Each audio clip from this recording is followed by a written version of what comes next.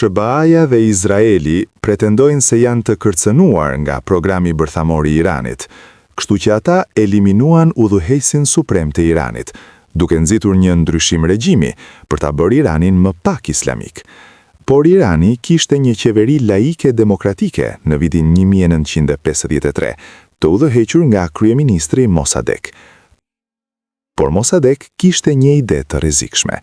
Ai mendonte se nafta në tokën iraniane u përkiste iranianëve. Kështu që kur u përpoq të shtetëzonte naftën e Iranit, britanikët në bashkëpunim me SBA-n nisën operacionin Ajax, një grusht shteti të mbështetur nga CIA për të rrëzuar Mossadeghun dhe për të instaluar një kukull, Shahun e Iranit. Për 25 vjet, Shahu i lejoi kompanitë e huaja të shterojnë pasurinë e naftës së Iranit dhe e shndroi Iranin në një shtet policor besnik ndaj interesave perëndimore. Pastaj në vitin 1979, populli i Iranit u revoltua.